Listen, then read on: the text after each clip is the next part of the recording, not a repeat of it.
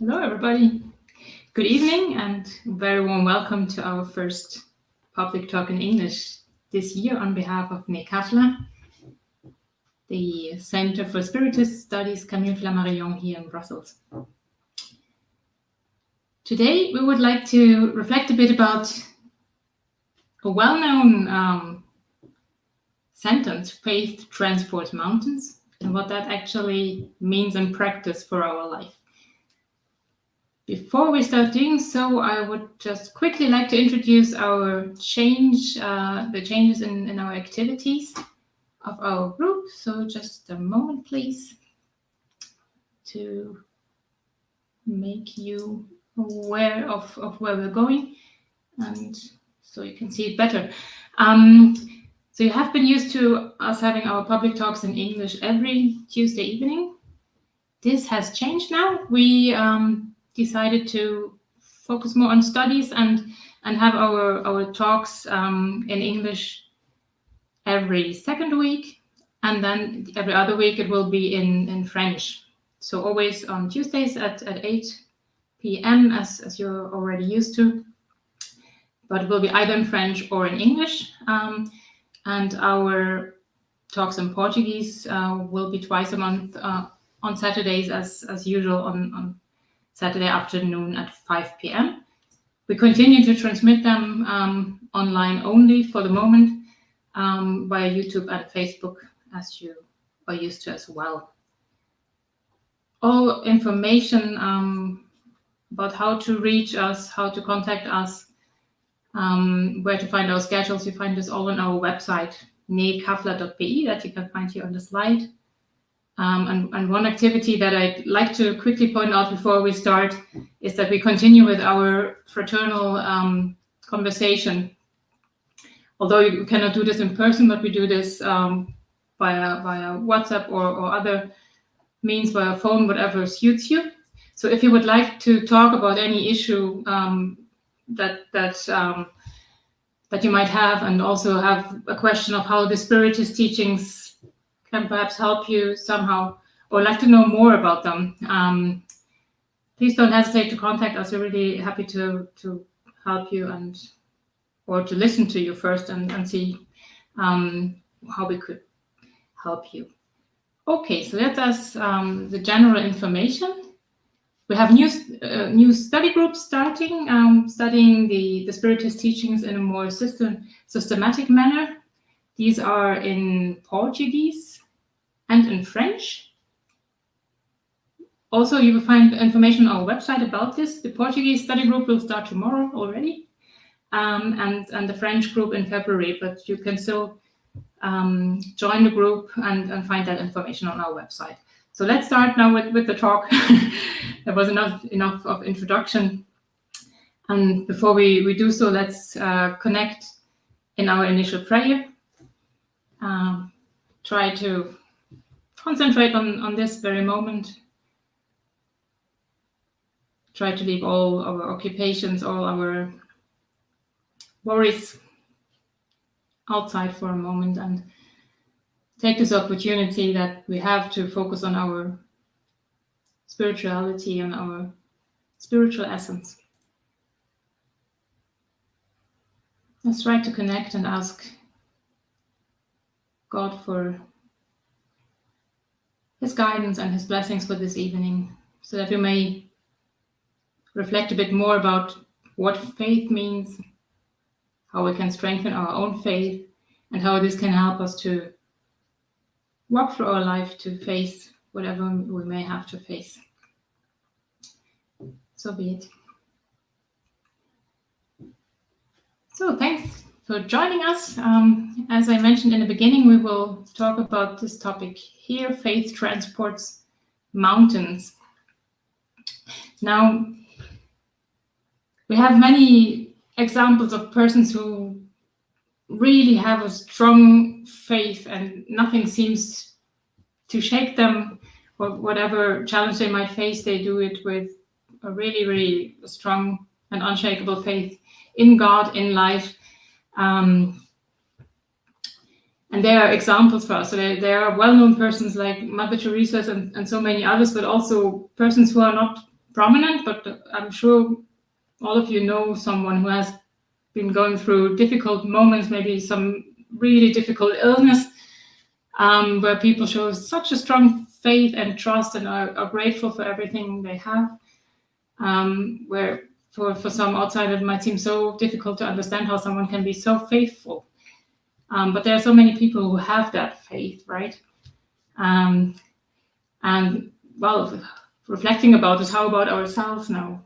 Do we have such a strong and unshakable faith as well? And hi, Bispo, thanks for joining. Good evening. It's good that you're here as well. So let's reflect about this topic together a bit. What I mean, life offers us lots of opportunities to test our faith, isn't it? Mainly, well, not mainly, but on the one hand, it's through challenges, obviously, where we are tested, where our faith is being tested. Our challenges, our trials in life, all the difficulties that we might have to go through. But on the other hand, it's also opportunities that life offers us and that we might take or not, depending also on our faith. Now, if we do not have such a strong faith yet, as the example that I referred to in the beginning, may there be a way to strengthen our own faith? And can faith be acquired in some way? This is what I'd like to reflect about a bit this evening, together with you. What do the Spiritist teachings offer us in this respect? How can they help us to build a strong faith? One of the basic books is the Gospel According to Spiritism. And if you open that book, at the very beginning, you will find, I've got a book here, but I copied that for you in the slides. At the very beginning, you find, obviously, the usual information that we always have about the book. And then there's one sentence here, very prominently put at the very beginning of the book, which I would like to read for you. Unshakable faith is only that which can meet reason face to face in every human epoch. Seems to be a short sentence, but it's a very profound one. And it's really worth reflecting a bit about it. And I would like to, when we talk about this topic, I would like to stay at the Gospel with you. No, that was the wrong one. Here we go. The Gospel According to Spiritism, chapter 19, talks about this topic, faith transports mountains. And it starts with the famous verse that we find in the Gospel of Matthew, which refers to the situation where Jesus had just cured a child, which his father had brought to him. And before Jesus did so, the father of that child had asked Jesus' disciples to heal the child, but they tried, but they could not heal the boy. And so afterwards, the disciples asked Jesus, why could we not heal him? And he answers them, and that's where we find this famous sentence, you could not heal him because of your unbelief. For verily I say to you, if you have faith the size of mustard seed, you shall say to this mountain, remove from here to there, and it will remove, and nothing shall be impossible for you. This is where this chapter starts, and when we read it, we may ask ourselves, so what mountains does Jesus actually refer to? Obviously not the physical mountains that we see around the world. We don't really see them moving around because someone has such a strong faith, obviously, but as Allan Kardec explains us in this chapter, the mountains that faith can transport are the difficulties that we encounter, the resistances, the ill will, basically anything that can hinder us on our pathway whenever we want to accomplish something. So any kind of difficulty, resistances. And if we have a robust faith, as he explains us later on in the text, we will find the perseverance, we will find energy and resources to overcome these obstacles. And this is what the text actually refers. How do we get there? How do we get the energy, the resources to overcome the obstacles that we find on our pathway?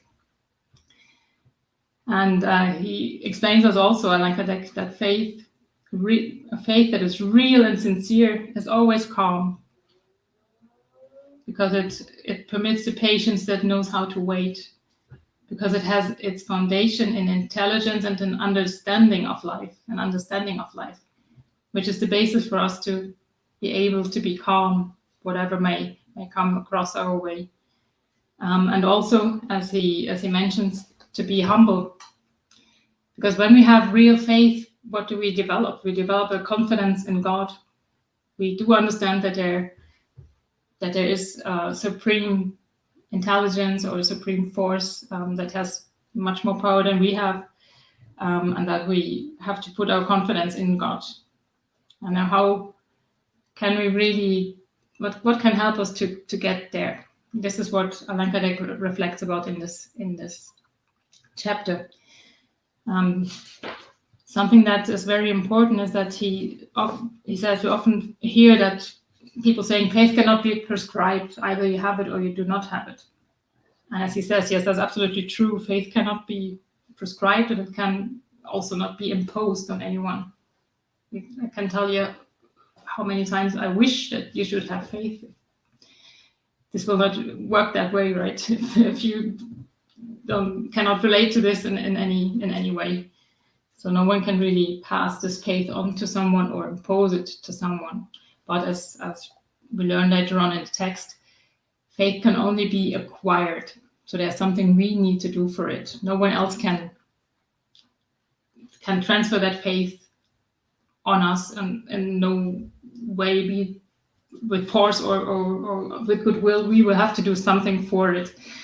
If we do not have that faith, but if we wanted to develop it, we will have to go and seek faith out, as Allan Kardec explains. And he also says, if we go and seek faith sincerely, and if we search with sincerity, we are bound to find it. But there's really something we need to do for it. And what can help us on this way? I think what is not only I think it, but it's also stated here in the chapter. But one thing that is very important is the way that things are presented to someone who tries to understand more about life and tries to build their faith on some philosophy or on some kind of teaching. So this is where Allan Kardec he distinguishes between both blind faith, some faith that people try to impose, and a rationalized faith which is based on facts and logic. And I just see Bispo commenting here that even more in those times that we're facing, our faith is being tested, even for spiritists, for everyone.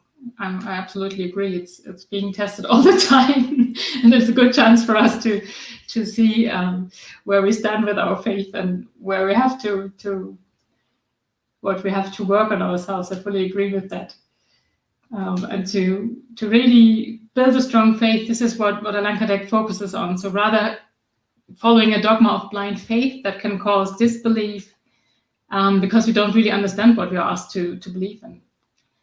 He recommends us a rationalized faith that is really based on facts and logic, something that we study, that we understand, and that can be really tested and understood. Because as he says, one believes because one is certain. So we are really convinced of something. It's not someone told us something that we hear as a sentence, but we don't really connect to it. But if we study something that explains us life and God's actions in a way that we can really follow and that makes sense for us in a logical way, then this is something we can build our faith on. But we need to first understand in order to do so. So this is where this famous sentence that I showed you in the beginning, where this famous sentence comes from, is because he says the person believes because they are certain, and no one can be certain unless they understand. This is why they are unshakable. Such persons are unshakable, because unshakable faith is that which can stand face to face with reason in all epochs of humanity. This is the result to which Spiritism conducts us, as long as it does not encounter systematic and preconceived opposition. And I would like to show you a quote by Allan Kardec in the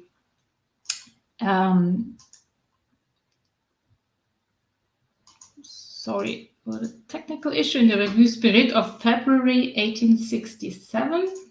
Here it is, where he summarizes this autonomous approach that Spiritism has, because it invites us to first understand. Spiritism is not based on any preconceived and hypothetical theory, but on experience and observation of facts. Instead of saying, believe first and then you will understand if you can, Spiritism says, understand first and then you will believe if you want. Spiritism does not impose itself on anyone. It says to everyone, see, observe, compare, and come to us freely if it suits you. But first, of course, we need to study it in order to understand what it's all about. Okay, and well, what does Spiritism teach us? Of course, it's a very comprehensive question, and I can only touch upon a few points and invite all of us to study more about it. But just to understand, why does it give us such a logical basis that helps us to understand what we can believe in? It presents us God, or explains us God as the supreme intelligence, the first cause of all things, which is supremely just and good and perfect. And when we study Spiritism, we come to understand that there's really a providential wisdom in the divine laws, which is being revealed in everything we see, in the smallest and the largest things. If you look at nature, if you look at the universe, reflecting about these questions, reflecting about what we study and learn, and also observing everything around us, we come closer to understand this concept of God. We learn about the law of reincarnation, the principle of reincarnation, the law of action and reaction, about the free will that we have, about the responsibility for our acts, and therefore we understand also why we suffer, why do we face all these challenging situations still at this moment? Why are there so many differences between the different situations of people, and so on? One very important point that summarizes it very well is mentioned in question 536 in the Spirit's book, for example, that says, everything has a reason for being, and nothing happens without God's permission. And I think that's only this sentence alone is such a profound one.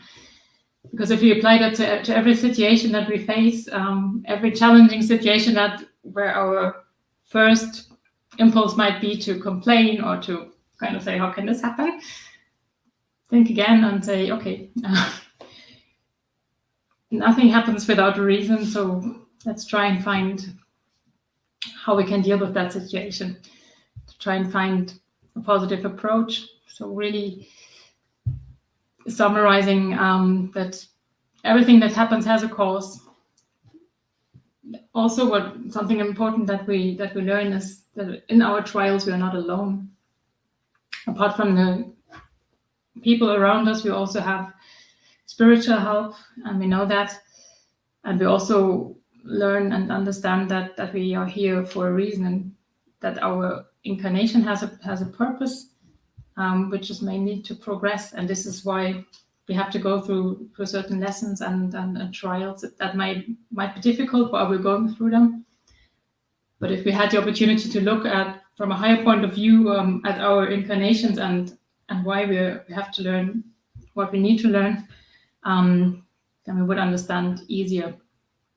And all that is something that we understand that we come to understand when we study the Spiritist teachings.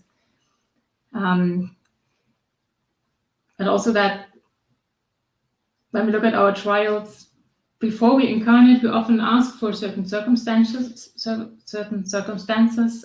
trials, because we understand what we still need to learn, whom we need to reconcile with. And then when we're here, we receive them. And these can be difficult situations in our family. It can be challenges to our health. It might be some problems in the professional sector, whatever it may be, but nothing happens without a reason. And this is the understanding we get. And I see,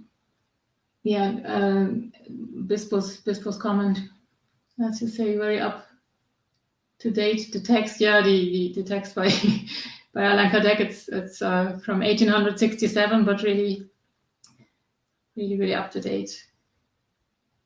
As you say, we're seeing people today who want to understand what is happening today. I just show you a comment here so everyone can see it better. When we talk about the transition of our planet, exactly, this is something where the Spiritist teachings have so much to offer for us to understand, and all of us will, no matter how much we study, there's always something more we can study, and the more we study, the more it helps us to understand, I think, to get a better understanding, and also to develop really that calm faith and knowing, okay, this is happening now, but first of all, there is a reason for that, and we also know it will not happen, it will not last forever, but we will go through this, and then looking back, we will also understand better what certain difficult situations were good for, right? But also when we study, we come to understand no matter what situation we face, especially when it comes to difficult situations between people in relation to other people, we have the law of love, which is a law. It's not by accident a law. It's not a suggestion, but it's one of the basic forces of life is love, and we need to learn to love one another. And we get the chances to learn that being in the same family, being in the same work environment, or wherever it may be. If we want to progress, there is no other way than trying to really learn to love one another and try to overcome the difficulties that we may have with certain people. And we have them for a reason. That's also something we come to understand when we read Spiritist literature, when we read about these examples, why are people in such challenging situations sometimes. But looking back, understanding, for example, their former incarnation, where some might have harmed the other one, we understand how beautiful God's providence is, that gives us the chance to overcome these issues that we have from the past by being in the same environment again. But often when we face those situations now, it's still difficult for us to really look at it from that point of view, right? But it's a learning process, and this is why we're here, for our own progress. And something very important that we also come to learn is the importance of prayer and the effectiveness of prayer in all the challenging situations that we may face. Even here in the Gospel, we come to understand the mechanics of prayer. We really learn how it works, how we connect to superior spirits, and how they can help us in challenging situations, how they can uphold us, inspire us, help us to find the moral strength to overcome our difficulties, and also to find our pathway. This is something that is really helpful, and I read a message the other day. It's by Dr. Bezerra de Menezes, and I only have it in Portuguese in a book of messages, but where he talks about prayer and says, especially in difficult moments that you're in, prayer is more important than ever, because that's really where we can find our strength, where we can connect to God, and where we will not, prayer is not an instrument to remove the obstacle in itself, but it helps us to overcome it, to find a way out, to find courage and strength, and to move on. So that's something that we should not forget. And that is a very helpful instrument. So yeah, studying all this, that's what I wanted to show is it helps us to build this understanding and the certainty that Allan Kardec refers to in chapter 19 of the Gospel. And this is something that we then can build our faith on. It can really be built on reason and logic. In order for us to face the difficulties on our pathway, and also to face them from a different perspective, perhaps, which helps us to overcome them more easily, and really to move those mountains that were mentioned in the beginning. So that is one very important aspect of faith. And then a second one that Allan Kardec also mentions in the chapter I referred to in the Gospel, in chapter 19. In order for faith to be profitable, faith must be active. So it's not enough for us to understand and feel, okay, we're ready to face difficulties, but also there's a next step that he invites us to. Faith must be active. As he mentions, hope and charity are the consequences of faith. These virtues form an inseparable trinity, and I think it's all a process. When we, as I mentioned before, the law of love is one of the fundamental principles. The more we understand how important it is for us to try and overcome our difficulties, to try and be of help wherever we are, I think it's all connected.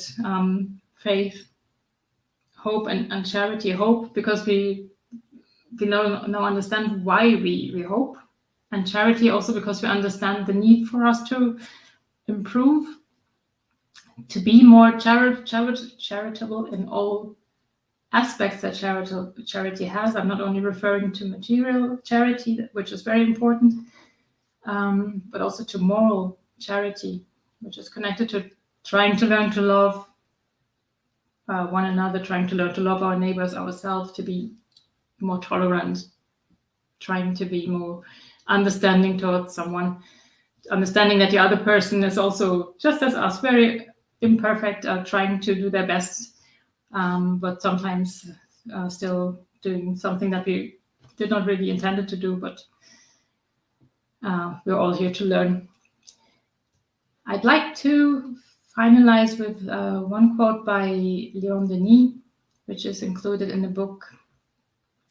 In English, it's called The Problem of Life and Destiny.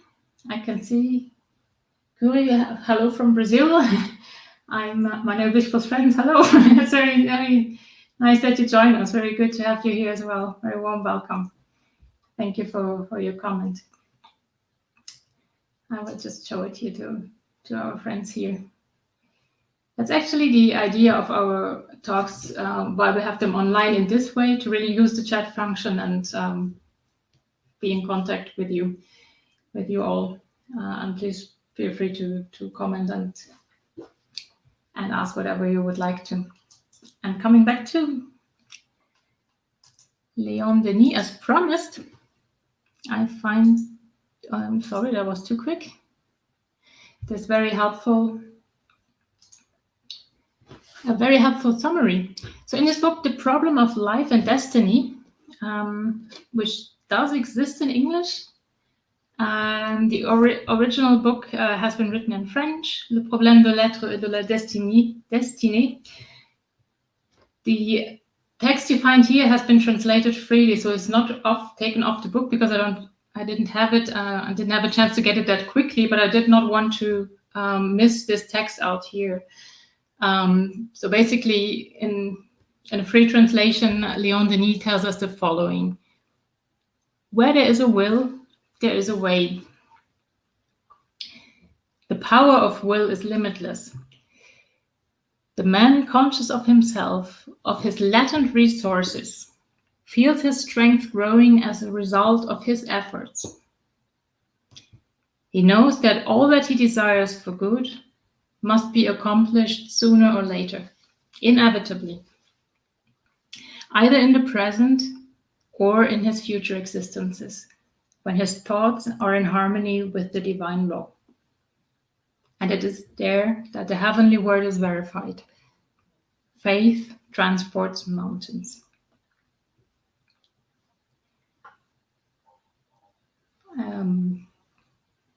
Yes, this is where we're hopefully heading to, that one day our thoughts will be more in harmony with the divine law, because then all our actions will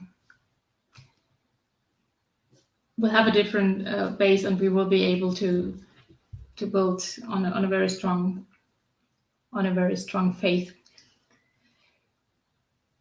Summarizing it all, I would only like to invite all of us to keep studying, keep calm, and read Kardec, because that is really something that I believe that Spiritus teachings can lead to a better understanding of what we build our faith on.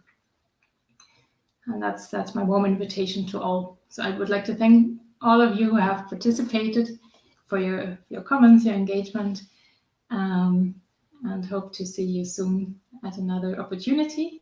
As I said, next week our talk will be in French, and then the following week in English again.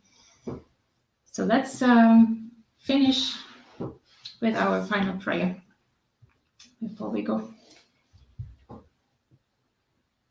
Again, I invite everyone to lift up our thoughts, lift up our vibrations, and thank God for the opportunity that we had to reflect together, to exchange about this topic that is so important for our lives. I'd like to thank for the help that we received here, and like to extend these vibrations of fraternity, of peace, to all those who are in need of support, in need of help.